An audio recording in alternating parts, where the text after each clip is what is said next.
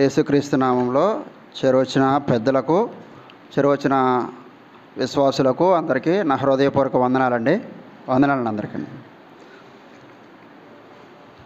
ఆరాధన సహాయార్థం ఒక వచనం చదువుదామండి.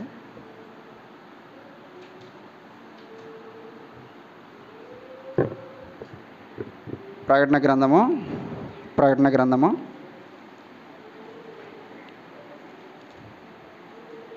5వ అధ్యాయము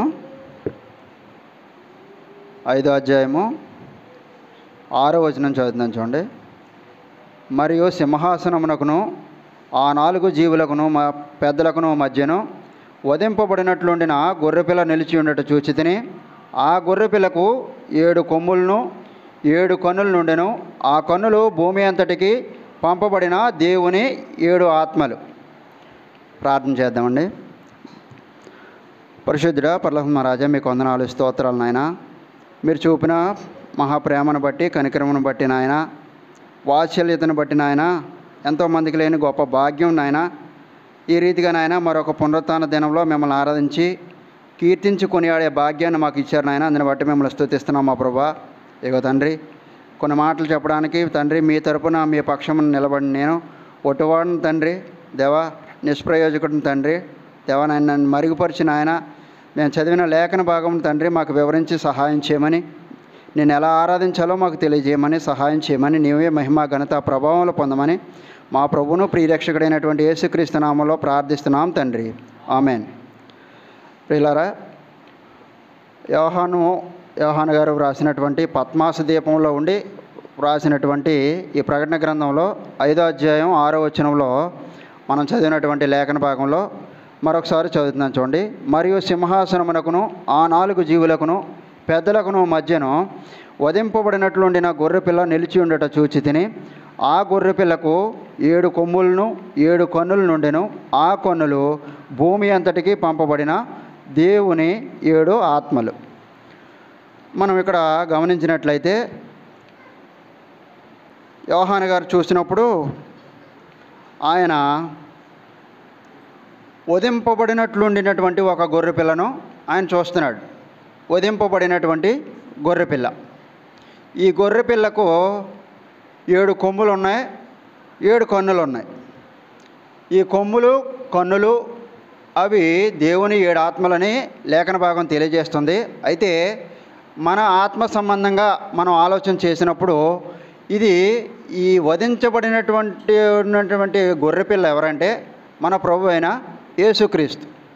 ఈ గొర్రెపిల్లకు 7 కొమ్ములు అనగా సర్వానికి అధికారి అని ఆ కొమ్ములు మనకు తెలియజేస్తున్నాయి. సర్వమునకు ఆయన అధికారాన్ని కొమ్ములు చూపిస్తున్నాయి. ఈ 7 కన్నులు 7 ఆత్మలో ఆయన ఒక చోట ఉండి ఒక చోట లేనటువంటి దేవుడు కాదు. సర్వాంతర్యామి అయిన సర్వములో ఉండేటువంటి దేవుడు అన్నమాట. దానిని మనకి ఈ 7 ఆత్మలు మనకు సూచిస్తున్నాయి. అయితే ఈ గొర్రెపిల్ల వధించబడినట్లున్నటువంటి గొర్రెపిల్ల. ఈ గొర్రెపిల్ల వధించబడినటువంటి గొర్రెపిల్ల. దేనికోసం వధించబడింది, ఎందు నిమిత్తం వధించబడింది అనేది మనం ప్రతి వారం వింటున్నటువంటి మాటలే. అయితే ఈ ఎలా వధించబడింది, ఈ గొర్రెపిల్ల ఎక్కడి నుంచి వచ్చింది అనేది మనం తెలుసుకోవాలనేసి దేవుడు పాత నిబంధన భక్తుల జీవితాల్లో వారికి దృష్టాంతములుగా కలిగించి మనకి బుద్ధి కలగడానికి, బోధ కలగడానికి అవి మన ముందర రాసిపెట్టాడనమాట. ఆ రకంగా మనం ఈ గొర్రెపిల్ల మనకి ఎలాగ వచ్చింది, మనం ఆ గొర్రెపిల్ల మన కొరకు ఏం చేసింది అనేది కొన్ని విషయాలు నేర్చుకుని దేవుని ఆరాధించడానికి మనం వెళ్దాం. చూడండి. ఆదికాండ గ్రంథము 22వ అధ్యాయంలో అబ్రహాము ఇస్సాకు మనం చూడవచ్చు. అబ్రహాముని ఇస్సాకుని మనం చూడవచ్చు. ఈ గ్రంథంలో 21వ అధ్యాయంలో ఏం జరిగిందంటే, 21వ అధ్యాయంలో శారాయికి హాగర్ మీద కోపం వచ్చినప్పుడు ఆ ఇష్మాయేలు అబ్రహాము కుమారుడే, కానీ అబ్రహాముకి వాగ్దాన పుత్రుడు ఎవరంటే ఇస్సాకు. శరీర సంబంధమైనటువంటి పుత్రుడు ఎవరంటే ఇష్మాయిల్. శారాకి వారి మీద కొంత ద్వేషం కలిగినప్పుడు, అంటే బైబిల్ గ్రంథంలో మనం చదువుతాం, హాగరు పిల్లల కనడాన్ని బట్టి శారా ఆమె దృష్టికి నీచమైన దానిగా కనబడిందంట. ఆ రీతిగా ఇస్సాకు వాగ్దాన పుత్రుడు ఎవరైతే ఉన్నాడో ఆ వాగ్దాన పుత్రుడిని వీరు హేళన చేయడం ద్వారా లేకపోతే పరిహాసం చేయడం ద్వారా శారాకి వారి మీద చిరాకు వచ్చిందనమాట. అలాగా 21వ అధ్యాయంలో ఇష్మాయిల్ని హాగర్ని అబ్రహాము చాలా దుఃఖించి వారి పట్ల ఏడ్చి వారిని పంపివేయడం జరిగింది. అందుకనేసి ఇక్కడ 22వ అధ్యాయంలో ఫస్ట్ వచనంలో చూడండి, ఆ సంగతులు జరిగిన తర్వాత దేవుడు అబ్రహామును పరిశోధించిన అంటున్నారు. ఏ సంగతులు అంటే హాగరుని ఇష్మాయిల్ని, అంటే శరీర సంబంధంగా పుట్టినటువంటి ఒక కుమారుని బయటికి పంపివేయడం అబ్రహాము జీవితంలో జరిగింది. ఈ సంగతులు అయిన తర్వాత ఏం జరిగిందంటే దేవుడు అబ్రహాముని పరిశోధిస్తున్నాడు. ఏమనంటే ఎట్లనగా ఆయన అబ్రహామా అని పిలవగా అతడు చిత్తం ప్రభువా అనెను. ఇదే ఆ అధ్యాయంలో మనం 2 సార్లు చూస్తాం చిత్తం ప్రభువా అనటం.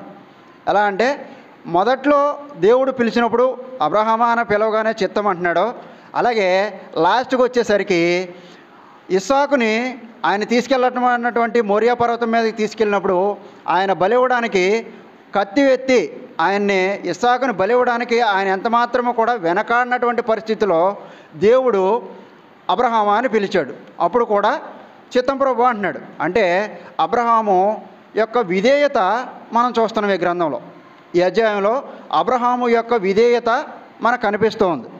అదే రకంగా పరిశోధించడానికి అబ్రహాముని పిలిచాడు. అక్కడ ఏమైనాడంటే నీకు ఒక్కడైన నీ కుమారుని అనగా నీవు ప్రేమించు ఇస్సాకుని తీసుకొని మోరియా దేశమునకు వెళ్ళి అక్కడ నేను నీతో చెప్పబోవు పర్వతములలో ఒకదాని మీద దహన బలిగా అతను నర్పించమని చెప్పాను. ఇక్కడ దేవుడు అబ్రహాముతో 21వ అధ్యాయంలో ఏం చెప్పాడంటే శారా ఏదైతే చెప్తుందో నీవు అది చెయ్యి అని చెప్పేసి అబ్రహాముతో చెప్పినప్పుడు అబ్రహాం ఏం చేశాడంటే హాగర్ని ఇష్మాయిల్ని బయటకు పంపేశాడు శారా మాట నిమిత్తం.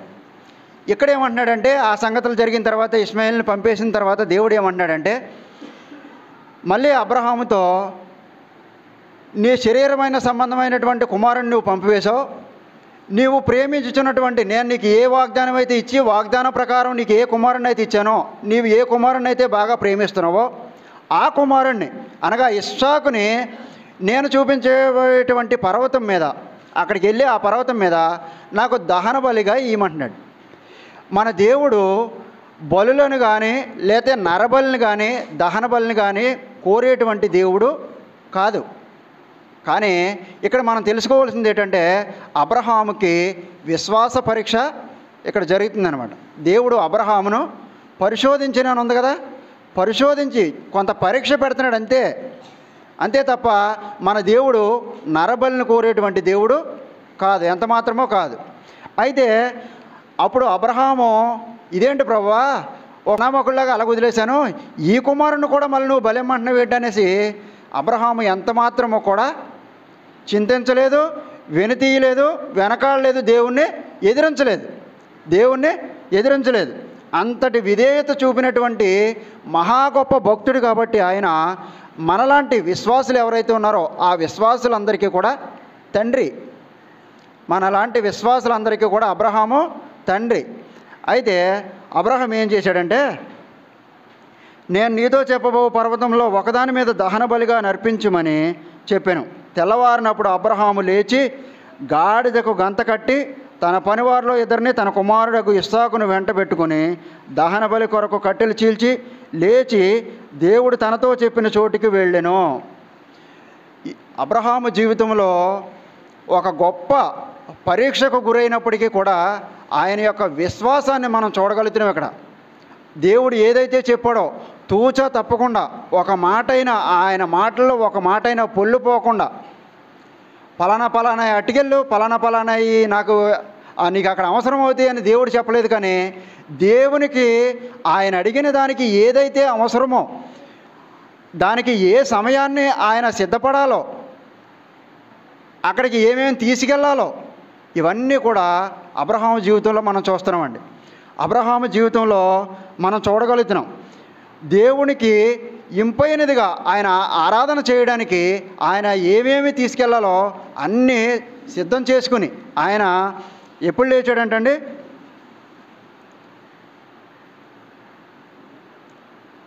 తెల్లవారినప్పుడు అబ్రహాము లేచి అని చూస్తున్నాం కదండి. తెల్లవారినప్పుడు ఏమండి? తెల్లవారినప్పుడు అనగా వెలుగు సంబంధులుగా ఉండి మనం దేవుణ్ణి ఆరాధించడానికి రావాలి. చీకట్లో కదండి ఆయన తెల్లవారినప్పుడు అని ఉంది అక్కడ, చూసారా? చీకట్లో వెళ్తలేదండి ఆయన. వెలుగు సంబంధమైనటువంటి జీవితం కలిగి మనం దేవుణ్ణి ఆరాధించడానికి రావాలి. అలాగే తెల్లవారినప్పుడు ఆయన వెళ్తున్నాడండి.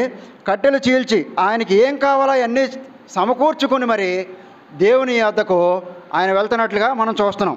అయితే దేవుడు తనతో చెప్పిన చోటుకి వెళ్ళెను. మూడవ నాడు అబ్రహాము కన్నులెత్తి దూరం నుండి ఆ చోటు చూచి తన పనివారితో, మీరు గాడిదతో ఇక్కడే ఉండుడి, నేనును ఈ చిన్నవాడును అక్కడికి వెళ్ళి దేవునికి మొక్కి మరలా మీ వద్దకు వచ్చేదమని చెప్పి దహన బలికి కట్టెలు తీసుకొని తన కుమారుడగు ఇస్సాకు మీద పెట్టి తన చేతితో నిప్పును కత్తిని పట్టుకొని పోయెను. ఇక్కడ అబ్రహాము ఏం చేస్తున్నాడంటేనండి, అబ్రహాము ఒక ఇద్దరు దాసులను తీసుకుని వెళ్ళాడు. ఆ చోటు చూసినప్పుడు 3 రోజులు ప్రయాణం చేశాడు. 3వ రోజు ఆ చోటును చూశాడు అబ్రహాం. ఆ చోటును చూసి ఆయన తీసుకెళ్ళినటువంటి పనివారితో ఏమన్నాడంటే, మీరు ఇక్కడే ఉండండి, నేను నా కుమారుడు ఆ కొండకు వెళ్ళి నేను దేవునికి మొక్కి నేను మేము మరలా వస్తామంటున్నాడు. ఇక్కడ ఏమంటున్నాడంటే, అబ్రహాము దేవుడు నా కుమారుడిని బలిమ్మన్నాడో నేను అక్కడ ఈ కుమారుడిని ఇచ్చేసి నేను తిరిగి వస్తాను అనట్లా. అబ్రహాం ఏమంటున్నాడంటే, మేము దేవునికి మొక్కి మేమిద్దరం వెళ్తున్నాం కదా, నా కుమారుడిని నేను వెళ్తున్నాం, మేమిద్దరం ఎలాగైతే వెళ్తున్నామో మళ్ళీ అలాగే మేమిద్దరం కూడా తిరిగి వస్తాము అంటున్నాడండి. అబ్రహాము యొక్క నిరీక్షణ ఇక్కడ మనకు కనబడుతుంది. అబ్రహాము యొక్క నిరీక్షణ మనకు కనబడుతుంది. ఏ నిరీక్షణ అంటే, ఇదేంటి దేవుడు బలిగా అర్పించమన్నాడు, నా కుమారుడు మళ్ళీ నాతో రాడు, నేను ఒక్కడనే వస్తాను అనేటువంటి ఆలోచన అసలు లేదు. అబ్రహాము యొక్క నిరీక్షణ ఏంటంటే, 75 సంవత్సరాలప్పుడు, అబ్రహాముకు 75 సంవత్సరాలప్పుడు దేవుడు వాగ్దానం చేశాడు. 99-100 సంవత్సరాలప్పుడు ఒక కుమారుడిని ఇచ్చాడు. ఆ కుమారుడు ఇప్పుడు యవ్వన కాలానికి వచ్చాడు. సుమారు 17-16 సంవత్సరాల వయసున్నటువంటి యవ్వన కాలంలో దేవుడు అబ్రహామును పరిశోధించాడు. ఈ అబ్రహాము యవ్వనుడు అయినటువంటి ఇస్సాకుని తీసుకుని దేవుడు వెళ్ళమన్న చోటుకు వెళ్ళాడు.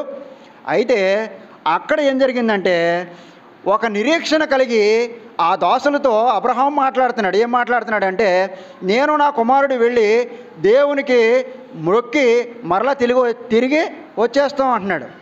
ఇది ఏ నిరీక్షణ అంటే, దేవుడు వాగ్దానం చేశాడు. ఏ వాగ్దానం చేశాడు? నీ సంతానం పైన ఆకాశం ఉన్నటువంటి చుక్కల వలె, నక్షత్రాలు ఏవైతే ఉన్నాయో ఆ నక్షత్రాలను మనం ఎవరైనా లెక్కించగలమండి? లెక్కించలేం. ఆ ఆకాశం వలె చేస్తానన్నాడు. భూమి మీద ఇసుక రేణువుల వలె నీ సంతానాన్ని అభివృద్ధి చేస్తానన్నాడు. అబ్రహాము యొక్క నిరీక్షణ ఏంటంటే, దేవుడు ఏర్పరచుకున్నటువంటి రాజ్యంలో ఉండటానికి ఆయన సంతానాన్ని, ఈ భూమిని స్వాస్థ్యంగా ఇస్తున్నటువంటి సంతానాన్ని ఆయన తీసుకునే దేవుడు కాదే అనేటువంటి ఒక గొప్ప నిరీక్షణ కలిగినటువంటి గొప్ప భక్తుడు ఎవరంటే అబ్రహాము. అందుకనే దేవుడు బలిని కోరేవాడు కాదు అనేటువంటి నిరీక్షణ కలిగిన వాడు అబ్రహాము. ఈ అబ్రహాము ఏమంటున్నాడంటే, నేను నా కుమారుడు వెళ్ళి దేవునికి మొక్కి వస్తామంటున్నాడు. ఇదే వచ్చిన భాగాల్లో మరొక విషయం ఏంటంటే,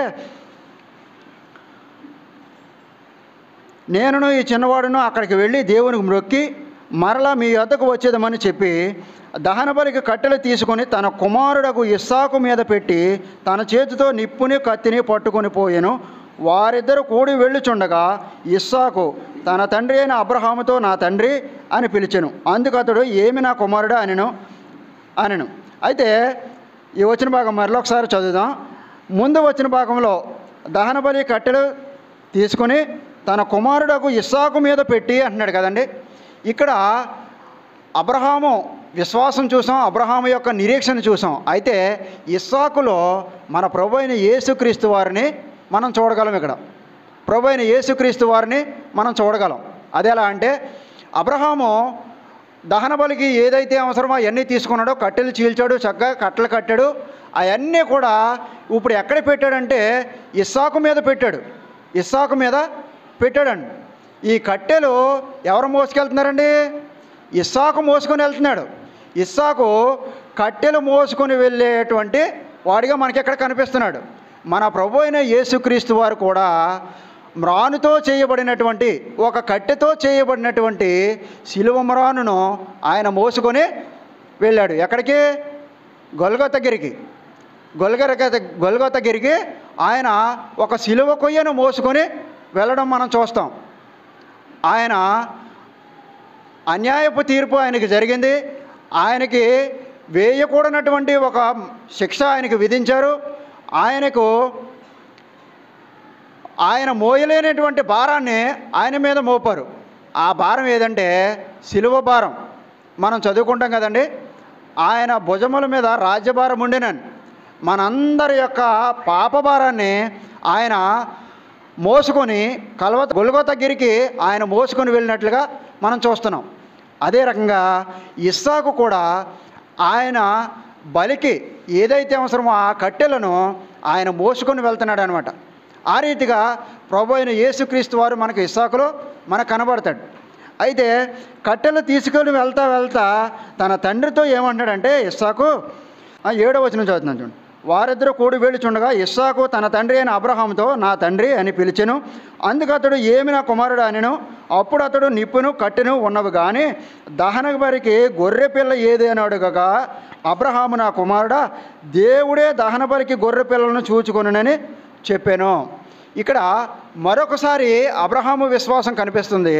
అయితే ఇస్సాకు అడిగినటువంటి ప్రశ్న, అబ్రహాము అసలే చాలా బాధలో ఉన్నాడు.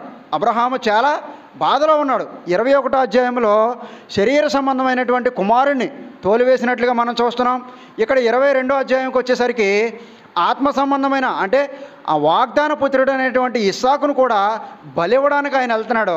కానీ ఇక్కడ మళ్ళీ ఇస్సాకు ఏమన్నాడంటే, నాన్న దహన బలికి కట్టెలు ఉన్నాయి, కత్తి ఉంది, ఇవన్నీ ఉన్నాయి, కానీ రాజేయడానికి అగ్ని ఉంది, కానీ వధించడానికి గొర్రెపిల్ల ఏది నాన్న అంటున్నాడు. ఈ ప్రశ్న అబ్రహాము యొక్క గుండెని అసలు బట్టలు పిండేసి ఉంటుందండి. బట్టలు పిండేసి ఉంటుంది. అసలు మీరే ఆలోచన చేయండి. 21వ అధ్యాయంలో శరీర సంబంధమైనటువంటి ఒక కుమారుణ్ణి తోలివేశాడు. 22వ అధ్యాయంలో ఆయన ఎంతగానో ప్రేమిస్తున్నటువంటి యవ్వన దశలోకి వచ్చినటువంటి తన కుమారుణ్ణి, సాధారణంగా మనం మనుషులంగా ఆడవాళ్ళు గర్భం దాల్చి పుట్టినటువంటి 1 నెలలో కానీ 2 నెలల్లో కానీ ఆ శిశువు మరణించినట్లయితే ఎంత వేదన అనుభవిస్తారో వారికే తెలుసు. అయితే ఒక యవ్వన దశలోకి వచ్చినటువంటి కుమారుని బలిగా ఇవ్వడం అంటే ఏ తండ్రికైనా ఎంత బాధ ఉంటుందండి, ఎంత బాధ ఉంటుంది. అలాంటి టైంలో ఈ ఇస్సాకు ఏమంటున్నాడంటే, నాన్న దహన బలికి కట్టెలు ఉన్నాయి, అన్నీ ఉన్నాయి, కానీ వధించడానికి గొర్రెపిల్ల ఏది నాన్న అంటున్నాడు. గొర్రెపిల్ల ఏది నాన్న అంటున్నాడు. అప్పుడు మళ్ళీ అబ్రహాము ఎంతమాత్రం కృంగిపోలేదు, కానీ ఆయన ముందు ఎంతమాత్రమో ఆయనకు విశ్వాసాన్ని తగ్గించేటువంటి విధంగా ప్రవర్తించలేదు. కానీ ఈయన యొక్క దృఢమైన విశ్వాసాన్ని ఆయన ముందు కనపరిచాడు, ఇస్సాకు ముందు. ఎలా అంటే, నాన్న గొర్రె పిల్లను దేవుడే చూసుకుంటాడు అన్నమాట. అయితే అక్కడ ఆనే చెప్పి వెళ్ళినప్పుడు 9వ వచనం చదువుతున్నాను చూడండి. అలాగూ వారిద్దరూ కూడి వెళ్ళి దేవుడు అతనితో చెప్పిన చోటుకు వచ్చినప్పుడు అబ్రహాము అక్కడ బలిపీఠమును కట్టి కట్టెలు చక్కగా పేర్చి తన కుమారుడు ఇస్సాకును బంధించి ఆ పీఠం పైనున్న కట్టెల మీద ఉంచెను. అబ్రహాము ఆ మాట చెప్పాడు. అయితే కుమారుడు తండ్రికి విధేయుడయ్యాడు. దేవుడు కూడా, ప్రభు అయిన యేసుక్రీస్తు వారు కూడా తండ్రి యొక్క చిత్తమును నెరవేర్చడానికి ఈ భూలోకానికి వచ్చాడు తప్ప నా ఇష్టం నెరవేర్చడానికి నేను రాలేదు అనేసి ప్రభు చెప్తున్నాడు. అదేవిధంగా అబ్రహాము ఆ చోటుకి తీసుకువెళ్ళాడు. ఆయన పట్టుకెళ్ళినటువంటి ఎవరైతే మోసుకెళ్ళారో, ఎవరు మోసుకెళ్ళారని కట్టెలు, ఇస్సాకు మోసుకెళ్తున్నాడు, కట్టెలు మోసుకెళ్ళాడు. అయ్యే కట్టెల్ని చక్కగా బలిపీఠం కట్టి పేర్చి చక్కగా ఆటల మీద ఇస్సాకును బంధించి అని చూసారండి. మరొకసారి చదువుతున్నాను చూడండి. అబ్రహాము అక్కడ బలిపీఠమును కట్టి కట్టెలు చక్కగా పేర్చి తన కుమారుడకు ఇస్సాకును బంధించి ఆ పీఠం పైనున్న కట్టెల మీద ఉంచెను. ఇక్కడ మనం ఇస్సాకులో దేవుని ప్రభు అయిన యేసుక్రీస్తుని చూడొచ్చని మనం చెప్పుకున్నాం కదండి. అక్కడ ఒక పోలిక చూసాం. ఏ పోలిక అంటే ఆయన కొన్ని కట్టెలు మోసుకెళ్తున్నాడు. ఇక్కడైతే గొల్గొతా గిరికి మన ప్రభు అయిన యేసుక్రీస్తు సిలువమాను అంటే ఒక కట్టెతో చేయబడినటువంటి, ఒక మ్రానుతో చేయబడినటువంటి సిలువ కొయ్యను మోసుకెళ్తున్నట్లుగా ఇస్సాకుకి ప్రభు అయిన యేసుక్రీస్తు వారికి ఒక పోలిక చూసాం. ఇక్కడ మరొక పోలిక ఏంటంటే ఈయన ఇస్సాకును బంధించి అంటున్నాడండి. ఇస్సాకును బంధించి అంటే బలి ఇవ్వడానికి ఎలా బంధిస్తారంటే ఈ చేతులు రెండు, కాళ్ళు రెండు కట్టేస్తారు, ఈ చేతులు రెండు ఇలా కట్టేస్తారనమాట. అయితే ఈ బంధించి చేతులు కాళ్ళు ఏ అయితే బంధించబడినాయో అదే రీతిగా మన ప్రభు అయిన యేసుక్రీస్తు వారు కూడా ఆయన మోయలేనటువంటి గొప్ప భారాన్ని ఆ సిలువ కొయ్యను గొల్గొతా గిరికి మోసుకెళ్ళడమే కాదు కానీ ఆయన యొక్క చేతులు కాళ్ళు ఆ సిలువకు మేకులతో బంధించబడ్డాడు. ఆయన ఆ సిలువకు మేకులతో బంధించబడ్డాడు. అబ్రహాము ఇస్సాకునైతే తన చేతులు కాళ్ళు బంధించి అంటే ఒక తాడుతో కట్టివేసి బలిపీఠం మీద ఆయన్ని పడుకోబెట్టాడు. అయితే ఆ ప్రభు అయిన యేసుక్రీస్తు వారిని 3 మేకులతో, 2 కాళ్ళకి 1 మేకు, 2 చేతులకి 2 మేకులు, మొత్తం 3 మేకులతో ఆయన బంధించినట్లుగా మనం చూస్తాం. అయితే ఇక్కడ ఇస్సాకును కూడా అదే రకంగా బంధించాడు. కానీ ఇస్సాకు చేసినటువంటి ఒక గొప్ప త్యాగం ఏంటంటే తండ్రి మాటకు కానీ తండ్రి చేసినటువంటి క్రియకు కానీ ఆయన ఎంత మాత్రము ఎదురు ప్రశ్న వేసినటువంటి వాడు కాదు. ఎదురు ప్రశ్న నోరు విప్పలేదండి ఇస్సాకు. అసలు అబ్రహాము కట్టెలు నెత్తి మీద పెట్టినప్పుడు ఒక ప్రశ్న అడిగాడు, కానీ చేతులు కాళ్ళు బంధిస్తున్నప్పుడు కానీ ఆయన కట్టెల మీద పడుకోబెడుతున్నప్పుడు కానీ ఇస్సాకు కనీసం నోరు తెరవలేదండి. మన ప్రభు అయిన యేసుక్రీస్తు వారు కూడా ఆయన ఎంత హింసించినప్పటికీ కూడా నీనా పాపముల కోసం ఆయన మన ఆలోచనలు, మన తలంపుల నిమిత్తం ఆయన నెత్తి మీద, ఆయన శిరస్సు మీద ముళ్ళకరోటం ఉంచినప్పుడు, లేక ఆయన చేతుల్లో మేకులు కొట్టబడినప్పుడు, లేదా ఆయన శరీరం అంతా కూడా నాగల చాళ్ళు వలె దున్నబడినప్పుడు, లేకపోతే ఆయన 2 కాళ్ళకు ఒక బలమైన మేకు తగిలిన దిగొట్టబడినప్పుడు కానీ, లేదా ఒక బలమైన బంటు ఆయన బల్లెముతో ఆయన పక్కటెముకల్లో ప్రక్కన పొడిచినప్పుడు కానీ ఆయన నోరు తెరవలేదండి. అదే రీతిగా ఇస్సాకు జీవితంలో కూడా మనం ఒక వారికి దృష్టాంతములుగా వారికి ఎలాగైతే సంభవించినాయో దాన్ని దేవుడు మన ముందుంచాడండి. దేవుడు మన కొరకు ఎలాగైతే ఆయన పడరాని పాటలు పడ్డాడో, ఏ విధంగా ఆయన బలి అయ్యాడో మన ఇస్సాకు జీవితంలో మనం చూడగలం. అయితే ఇక్కడ ఏం జరిగిందంటే ఇస్సాకును బంధించాడు, అయినప్పటికీ కూడా నోరు తెరవలేదు. తన కుమారుణ్ణి ఇయ్యడానికి, తన కుమారుణ్ణి కొట్టడానికి మన ప్రభు అయిన తండ్రి అయిన దేవునికి ఇష్టమైంది. అయితే ఆ రీతిగానే యవన దశలో ఉన్నటువంటి మన ప్రియమైన ఆయన యుక్త కాలంలో ఎవరి కోసమైతే మన కోసం ఎలాగైతే వచ్చాడో ఈయన కూడా, ఇస్సాకు కూడా తన యవ్వన కాలంలో తండ్రి చిత్తాన్ని నెరవేర్చాడు, తండ్రి ఇష్టాన్ని నెరవేర్చాడు. అంత మాత్రమే కాదు కానీ ఆయనగా ఒక్క మాటైనా ఎదురు చెప్పకుండా ఆ బలిపీఠం మీద ఆయనగా తనకు తానుగా అర్పించుకున్నట్లుగా మనం చూస్తున్నామండి. అయితే ఇంకో వచనం ఏంటంటే బంధించారు. అదే రకంగా సిలువ కొయ్య మీద యేసు ప్రభు కూడా బంధించబడ్డాడు. తర్వాత వచనం చదువుతున్నాను చూడండి. అప్పుడు అబ్రహాము తన కుమారుని వధించుటకు తన చెయ్యి చాపి కత్తి పట్టుకొనగా యెహోవా దూత పరలోకం నుండి అబ్రహామా అబ్రహామా అని పిలిచెను. అందుకు అతడు చిత్తం ప్రభువా అనెను. మొదట్లో దేవుడు అబ్రహామును పరిశోధించడానికి పిలిచాడు, అప్పుడు చిత్తం ప్రభు అన్నాడు. ఇప్పుడు పరిశోధన అయిపోయిన తర్వాత, పరీక్ష అయిపోయిన తర్వాత దేవుడు చెప్పినటువంటి ఒక్క మాటైనా ఆయన వెనుతీయకుండా అబ్రహాము ఇస్సాకుని బంధించి కట్టెల మీద పడుకోబెట్టి తన చేతిలో ఉన్నటువంటి కత్తి ఎత్తేసాడంటండి. అంటే అబ్రహాము దృష్టిలో, అంటే అబ్రహాము చేసినటువంటి కార్యాన్ని బట్టి ఆయన దేవుడు అబ్రహాము బలి ఇచ్చినట్లుగానే లెక్క వేసుకున్నాడు అనమాట. అయితే ఇక్కడ ఏం జరిగిందంటే, అబ్రహాము చిత్తం ప్రభు అన్నాడు. అయితే దేవుడు ఏమంటున్నాడంటే, అబ్రహామా అని పిలిచాను, అందుకు అతడు చిత్తం ప్రభు అనెను.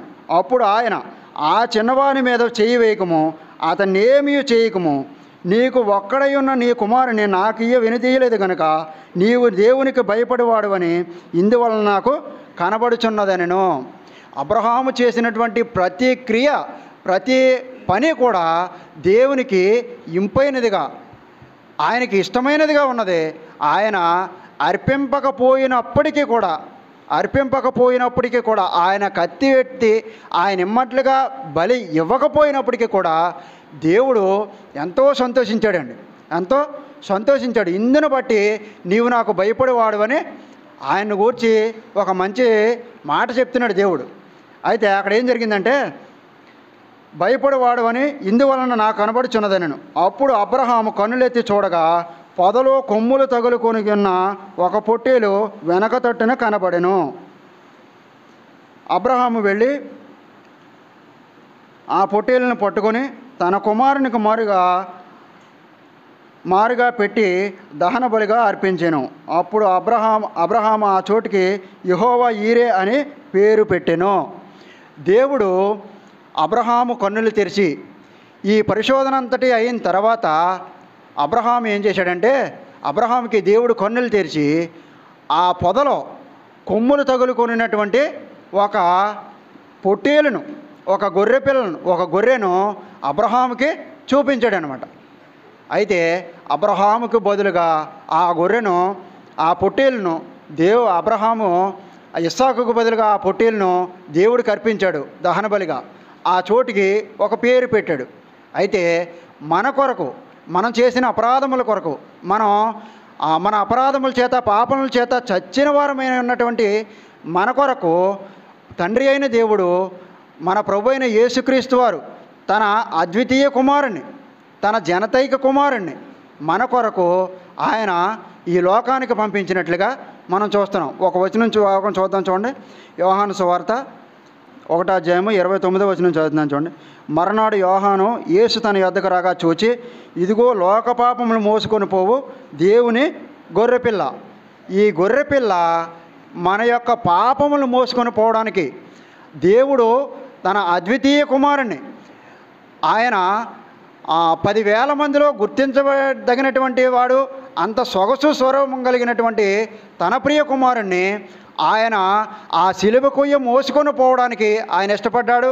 అంత మాత్రమే కాదు, ఆ సిలువ కొయ్యకు మేకులతో బంధించబడడానికి, ఆయన శరీరం దున్నబడడానికి మన తండ్రి అయిన దేవుడు నీ నిమిత్తం, నా నిమిత్తం, నీపైన నాపైన ఉన్నటువంటి ప్రేమను బట్టి మన ప్రభు అయిన యేసుక్రీస్తు వారిని ఆయన మన కొరకు ఈ భూలోకానికి పంపించడానికి ఆయన ఇష్టపడ్డాడు.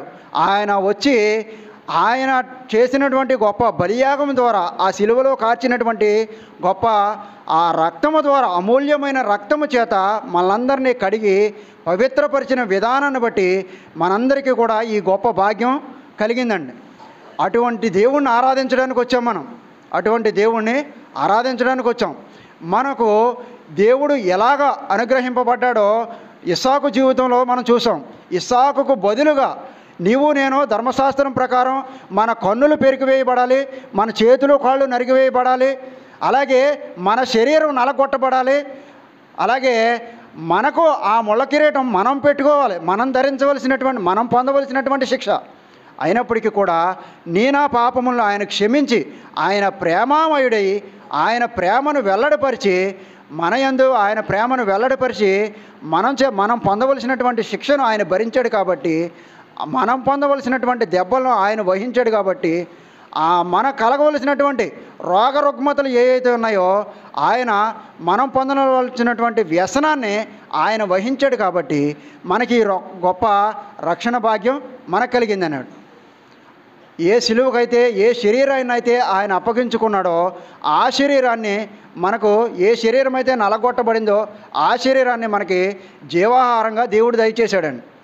ఆయన ఒక్క బొట్టైనా లేకుండా ఏ రక్తాన్నైతే కార్చి మనందరం చీకట్లో ఉన్నవారమైనప్పటికీ, పాపులమైనప్పటికీ, అపరాధులమైనప్పటికీ కూడా మనందరినీ కడిగి పవిత్రపరిచి నీతిమంతులుగా ఆయన రాజ్యంలో వారసులుగా ఇశ్రాయేలీలతో సహపౌరులుగా చేసి ఇక్కడ మనల్ని కూర్చోబెట్టి ఆయన యొక్క రక్తాన్ని మనకు పానీయంగా, పాత్రగా దయచేశాడండి.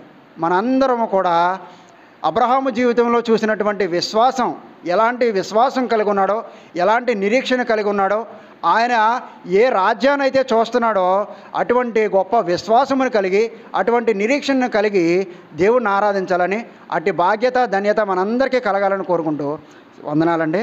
దేవుడు తన పరిశుద్ధ లేఖన భాగము దీవించి ఆశీర్వదించును గాక.